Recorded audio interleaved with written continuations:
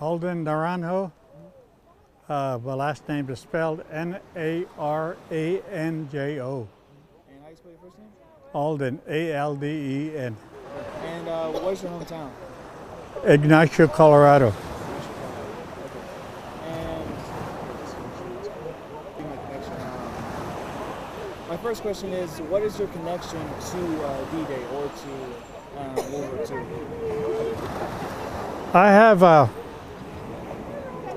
I have a relative that was here. His name is Nelson Tinnigetts, and he was killed in action here in Europe, and he's buried in Belgium.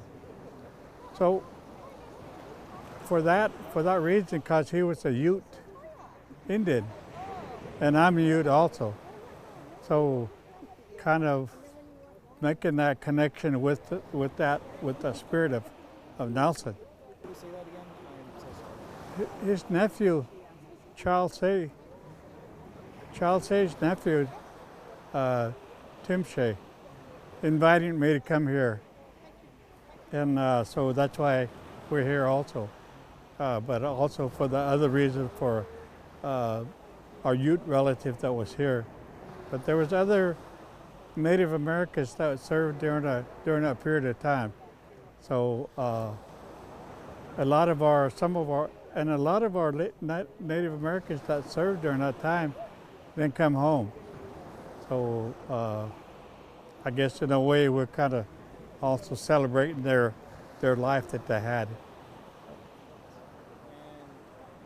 when you came here, how do you feel when you come here? How do you feel when you were at the ceremony?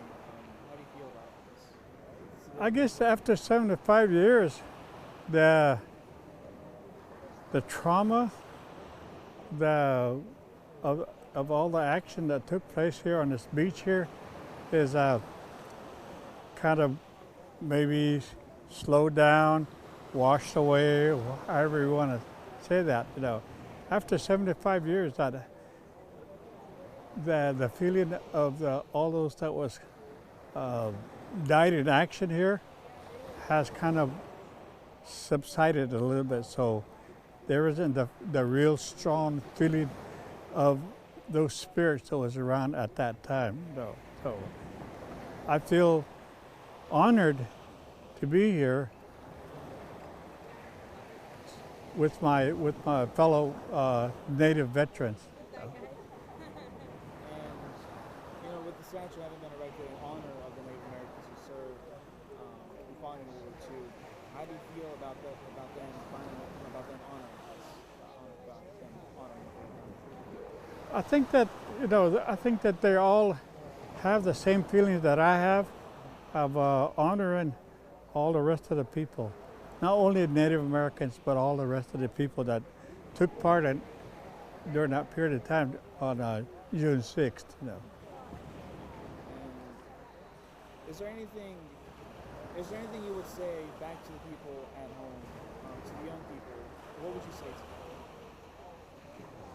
I would say to my young people is don't forget our history.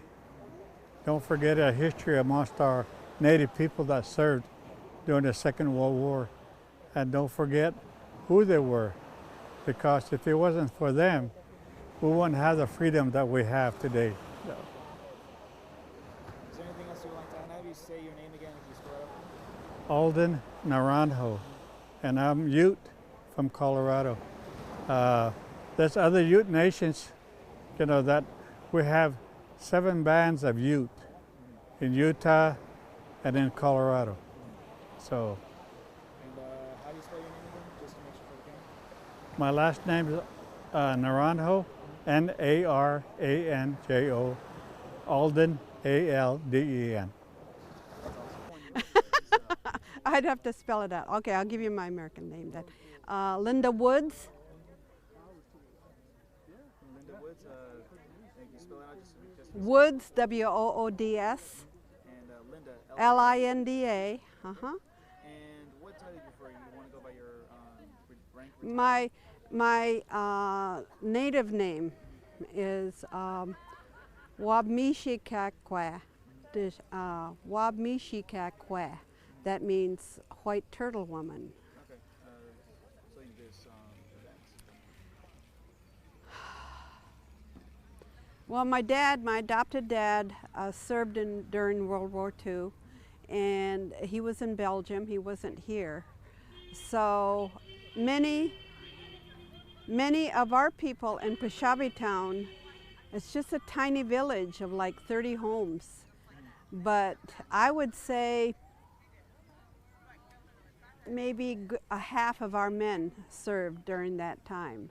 I have many names where I'm going to put their names down on the beaches here for the World War II veterans who served. So my mother's dear friend, her name was Delia, and she was in the Army Air Corps, and she was with her husband who was in the Army, and they both served also. But I'm honored to be here and I met Charles a couple of years ago in Illinois when he was there.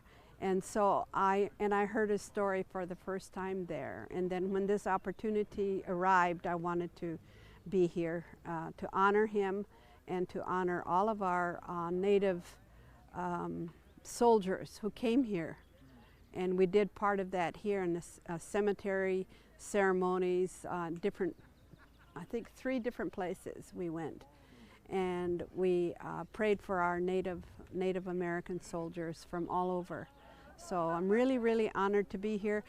How do you feel having come all this way, doing what you did over there, doing it here? How did you feel about that? It's a wonderful, wonderful honor. And I'm deeply, deeply humbled to be here, to be allowed to come here and to just participate in just whatever way I can. And to be here, I brought my son with me, Rick, who without his help, I could not have done this because as you see, there's a lot of walking, there's a lot of standing, there's a lot of things, and he's there to make sure I'm okay. And then, showing respect to them. It's beautiful. We don't want to be forgotten by the world. And I'm so grateful to France for remembering us and never forgetting who we are. We had a connection with them when they came to our country, to the Americas. So I'm really, really honored to be here. And Charles Shay? Okay. Charles Shay to me is of the highest honorable quality in a human being, and that he represents all Native people to us. He's really our relative. We're Anishinaabe and it's close to the Penobscot people, and so we are related in that way, in a spiritual way. So he is I guess I could say he's like a father figure. He's very kind. When I first heard him, I thought, oh my goodness, what a strong man. What a beautiful, strong man. I believe the Creator has him with us to show the world that we are not forgotten, and he saw to it at this memorial with the turtle and all of that, and what that means to us. So that all Native people in America will know that they are not forgotten here because of him. And to them, given what you've seen and what you've done here. I would like to say to my my friends and relatives at home, to the Grand Traverse Band people, that I'm here to represent our people. And I want you to know that I'm thinking of you.